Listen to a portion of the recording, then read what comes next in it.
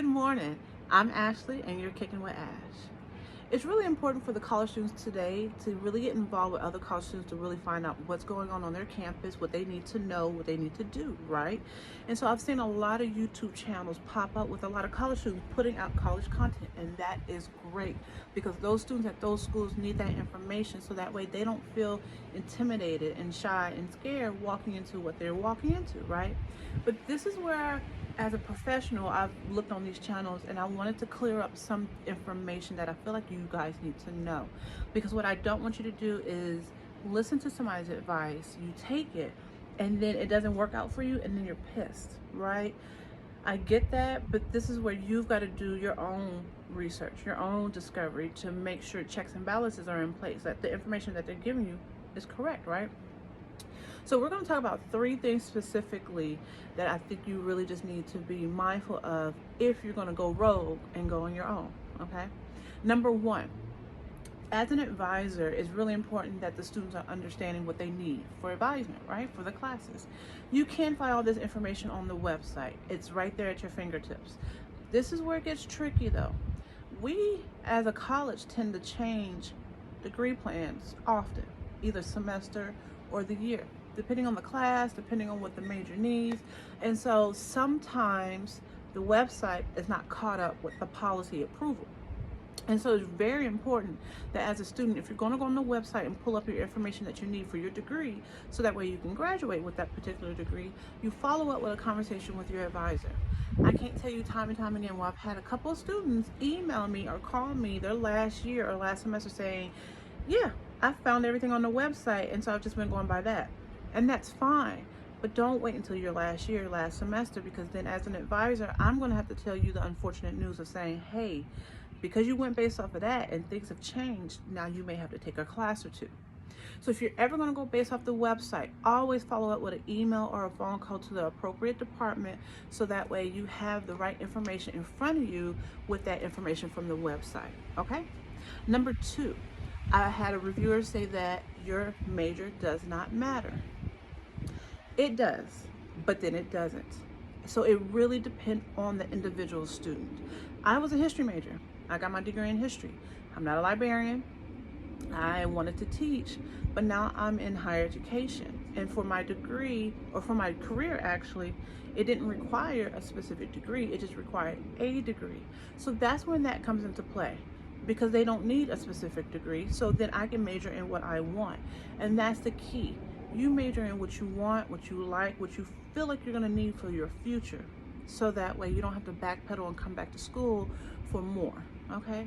So just kind of keep that in mind, that if you are going to pick a major, make sure it's a major that you're not going to need for your career. Because if you're going to need it for your career, you want to major for your career and not just any major. But if you don't need that major for that career, then have fun with the degree you pick, because this is your 4 to 6 year journey, right? Right. And then number three, told you, just three, GPA. Now, I've seen on many of the reviews, they say GPA does not matter. It does. If you want to graduate, you have to have at least a 2.0 GPA, bare minimum. And what do a lot of us say? C's make degrees. And that is so true. But we don't want you to aim for C's, right? The reason is, if you aim for C's and then you decide you want to go back to school and get your master's degree, you just shot yourself in the foot. Because if your GPA is low, then you have to worry about being on probation, trying to pull up your GPA. These are things you just don't want to worry about later on in life, okay? So aim at your very best, a high 2.5, 2.75 GPA if you're thinking about going to grad school, okay? If you're going into a career that requires a specific GPA, then that whole GPA doesn't matter. It does matter in this case. I currently work with allied health students. I work with nursing students. I've also worked with business students. And depending on the school, your GPA matters for that undergraduate degree. Even just to get into the program, your GPA matters. And I want to make sure you understand this right now, today. New student, continuing student, returning student. If you're going into a program that is a competitive program, your GPA matters. And I'm telling you now, you need to make B's or higher. Competitive, B's or higher. You aim for a C, I'm gonna tell you right now, as an advisor, I'm gonna look at your GPA and just tell you, you don't have a competitive GPA. And we need to figure out another plan, okay? So remember, your GPA matters depending on what you're going towards. But if you're not going towards anything, you're just trying to get a degree to graduate, then the 2.0 GPA is what you need, and that is it. Keep that 2.0 GPA in the back of your head, because if you aim for that, you would never go into probation and you would never have to deal with financial aid, okay? So remember, top 3 things. If you're going to get information from the website, make sure you follow up talking to somebody from that department to make sure you have the correct information, okay? Number 2, if you're going to major into something, make sure it's aligned with your career. And if your career does not require that major, then have fun picking the major that you want to go with.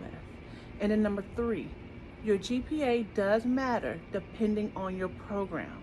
But overall, you have to have a 2.0 GPA to graduate, so it does matter that you have a certain GPA, okay? I hope this has been helpful to you. I hope this has answered a lot of your questions. Keep talking to other students.